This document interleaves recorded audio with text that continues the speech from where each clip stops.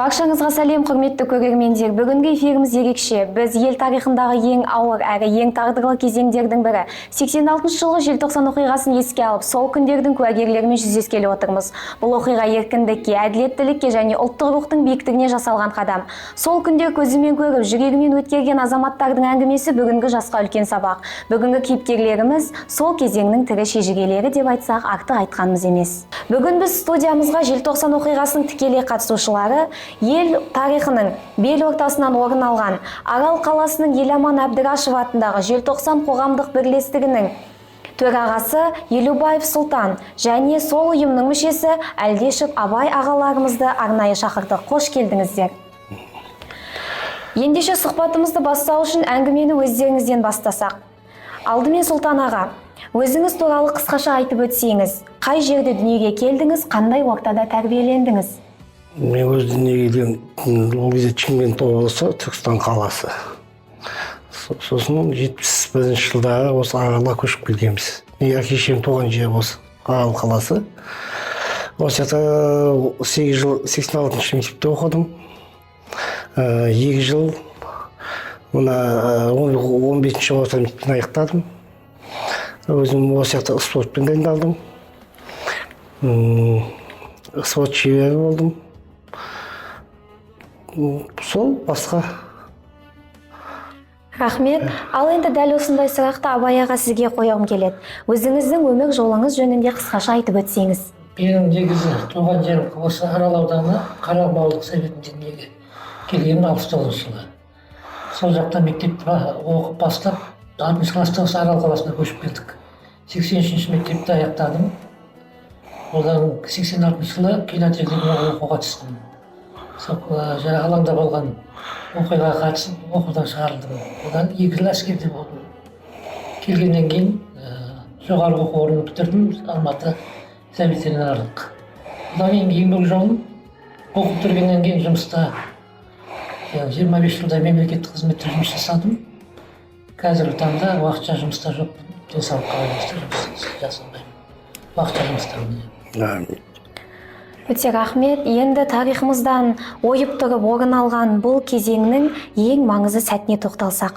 Абай аға, сізді алаңға шығуға нақты не түрткі болды? Бұл ойлаған шешім болды ма, әлде ішкі намыстан туған бір сәттік шешім ба? Әрине, намыстан туған сәт ол ұлтқа, қазақ ұлтына, Россияның бір облысынан келген, бір облысты басқарған адам қазақ ұлтын басқаруға және де ол басқа ұлт. Сол себепті қазақ ұлтының кез келген жас адамдар, сол кездегі студенттер, сол жақта жұмыс жасап жүргендер алаңға десін білдіруге шықты. Ол намыспен оянған нәрсе бәрі. Ұлттық намыс бәрімізде қазақтың. Ендеше Сұлтан аға, сіздің алаңға барған сәтіңіз қалай басталды? Басталған себебі, мен 86 жылы оқуға түстім Алматыға. Алматы есеп кредит техникумына. 86 жылы 16 желтоқсанда біздің жатақханаға Алматыда Киев завод деген болды, Поршень завод деген болды. Онда клиентында балдар жұмыс істейтін. Солар бізге келді де, осындай площадьта қазақтар голодовка жасап жатыр. 70 адам, соған нан су апару керек деп түнде.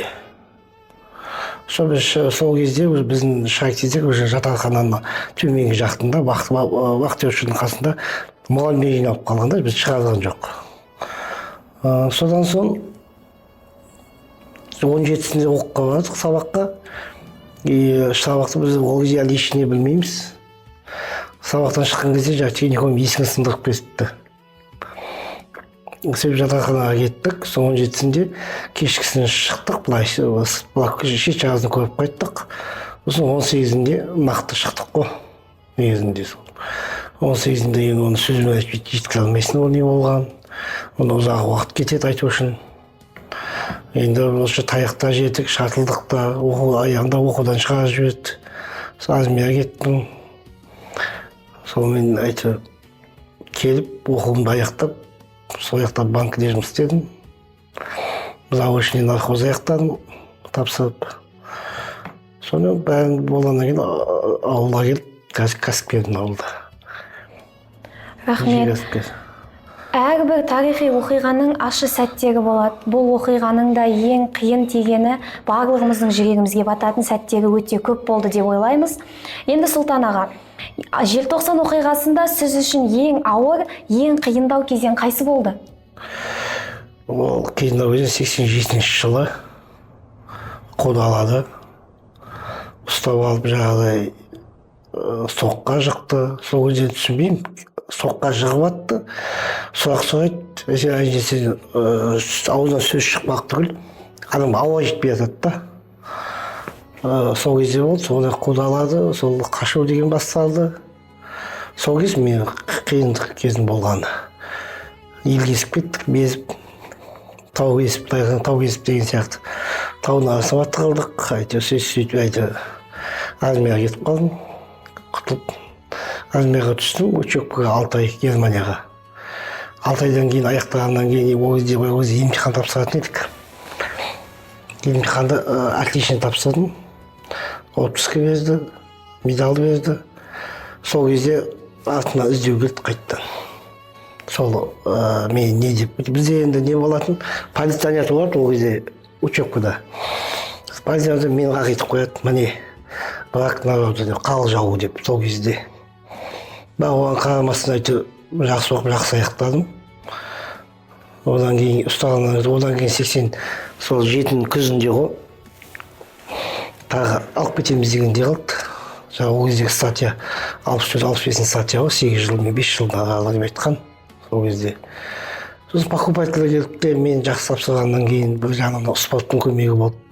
Сондықтан мені басқа жаққа алып кетті. Ана Балтық теңізі болды. Балтика соның ортасында остров болды, Бустров деген. Сау жоқ не сияқты сояқ қалып кетті да, бізге берді деп. Қалған сояқта случай еттім, жақсы, қызметті жақсы атқарып қайттым. Ол жақтан да отпуск алдым, ол жақтан да медаль берді сол кезде. Көп офицерлердің орнына мен жаттығуды мен тапсырып беретін едім сол кезде. Соның арқасында аман есен пісіріп келдім армиядан. Оққа келсем, тек техникумда зачетный книжкам қалған кеңседе. Басқа делом жоқ ешқандай. Оқып диплом алуыма 2 ай қалған кезде енді документтен дейді ғой. Сөйтіп документте қараса, мен сол 87 жылы оқудан шығарып жіберген екен. Сөйтіп не қылдым ғой. Заочный ауыстырып жіберді, сонымен аяқтадым өйтіп бүйтіп. Енді Абай аға, сізге сұрағым, сіздің жүрегіңізге ең қатты тиген сәт қандай еді? Ең қатты тиген сәт алаңда қанша жастағана таяқ жеп, ол жендеттердің қыз балдардың да таяқ жегені, өзіміздің таяқ жеп, мысалға өзім жарақаттанып ауруханаға түстім. Ең ауыр тиген сол сәт. Одан кейінгі қудалауы екі бастан оқу орнынан шығарды. Сонымен деген сияқты мен де әскерге кеттім. Әскерден келгеннен кейін Жамал Мұқтар Шахан желтоқсан көтерілісін қолға алып, ең бірінші бастаманы көтеріп, сол кісінің қатыгездігіне шақырып, желтоқсан ұйымына. Содан ары қарай сол оған бара алмадық. Ол кезде әлі қорқыныш деген үрей болып өзімізде, барсақ тағы ұсталып қаламыз ба дегенде. Сол үреймен кеше 30 жылға дейін әлі ешкімге айтқан жоқпыз, қатыстық, алаңда болдық деп сонымен жүрдік. Қиын сәттер енді ол әр адамның жүрегіндегі нәрсе бәрі батқаны. Ол қанша жарақаты одан алып атқан зардабымыз сол қиын сәттердің бірі. 1986 жылы желтоқсаннан кейін әр адамның тағдыры өзгерді. Сұлтан аға, оқиғадан кейінгі өміріңізде қандай өзгерістер болды? Оқиғадан кейінгі өзгеріс тек шындықпен күресу болды. Сол Алматыда жүріп, мына Алаш қоғамына аштық. Одан қалып желтоқсан қоғамына қосылдым. Қасен Қожахметов деген кісі бар, желтоқсаншы. Соның несіне қосылып, осы мектептермен кездесу, университеттермен кездесу болды. Сонымен осы көзқарасым оянды ғой. Шындыққа деген, шындықты айту, шындық үшін күресу, халық үшін күресу деген сол кезде боянды. Әлде де қолдан келгенше күресуге тырысамыз ғой енді шындыққа. Ендеше Абай аға, сіздің өмір жолыңызда желтоқсан қандай із қалдырды? Қандай із қалдырған енді ол естелікте қалатын нәрсе ол.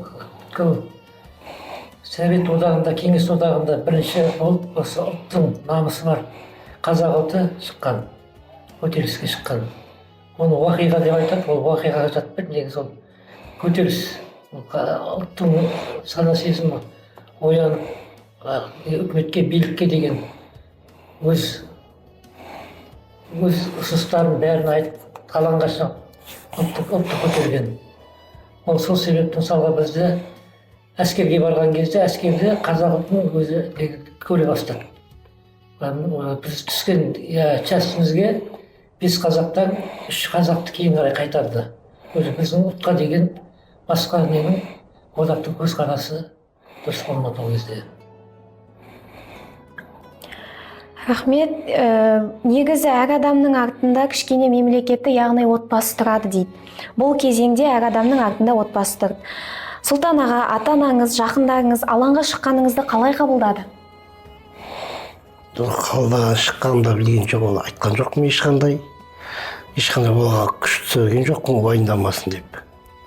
Тек үйге іздеу келген, ол кезде мамамның жұмысына келген, осыны бала оқи ма деген, оқиды деген, бұл басқа мұндай ешіне айтқан. Негізі оны маған ешіне үйдегілер басқалар білмейді. Қолдан келгенше айтпауға ешқандай осы кезден айтпай келдім оларға. Мен осындай іште болдым, осындай қатысыммен оны ешқандай білдірген жоқпын. Абай аға, сізге де сол сұрақты қоям. Сіздің отбасыңыз осы оқиғаға қалай қарады? Отбасымен оқуда қатысқаным туралы ешқандай айтылған жоқ, білген жоқ. Әке-шешем де өйткені оның қатысқанын жаңағыдай уайымдайды дедік қой, ол кезде әперегіміз өте қатаң болды. Айтуға да оқудан шығып 3 айдай Алматыда жүрдім. Сол кезде артымнан ағаларым келіп, соларға елге қайтарды. Қайтарғаннан үйге келгеннен кейін барып естіді. Сұхбатты қорытындылай келе, Сұлтан аға, егер уақытты артқа бұру мүмкіндігі болса, бүгінгі ақыл біліммен қайтадан алаңға шығар ма едіңіз? Бастап шығар. Абай аға, ал сіз ше, тағы да сол қадамды жасар ма едіңіз? Жасаймыз да. Ендеше бүгінгі ұрпақ үшін ол күндегі үлкен сабақ болып қалмақ. Қазіргі жастар желтоқсаннан қандай сабақ алу керек деп ойлайсыз, Сұлтан аға? Қазіргі жастар біріншіден ұлтшыл болу керек, өзі ұлт үшін күресу керек. Екіншіден өзінің тілі үшін, үшіншіден жері үшін. Сондықтан осы үшеуіне жету үшін жастар көп оқу керек, білімді болу керек, көзі ашық болу керек. Біздің халықта бір жаман нәрсе бар, құл сананы ойдан алып тастау керек. Сосын сол ойын басқа айтпай. Абай аға, жас буынға айтар, өзіңіздің өсиетіңіз қандай? Жас буынға айтатыным енді патриот болу керек. Қазақ деген ұлтымыз бар. Білекті бірді жығар, білімді мың жығар деген, білімге көп көңіл бөлу керек, сауатты болу керек. Қазір дамып жатқан заман ары қарай ілгері жүру керек ұлтымыз үшін. Құрметті қонақтар, шынайы, жүрекке әсер ететін жан-жақты әңгімелеріңіз үшін алғыс білдіремін. Ендеше желтоқсан ұлттық намысымыздың, ерлігіміздің, рухымыздың символы. Сол күндерді өз көздерімен көріп, бізге жеткізіп отырған адамдардың әңгімелері біз үшін үлкен аманат және мұра деп санаймын. Ендеше бүгінгі эфиріміз осымен аяқталды. Келесі кездескенше аман сау болыңыздар.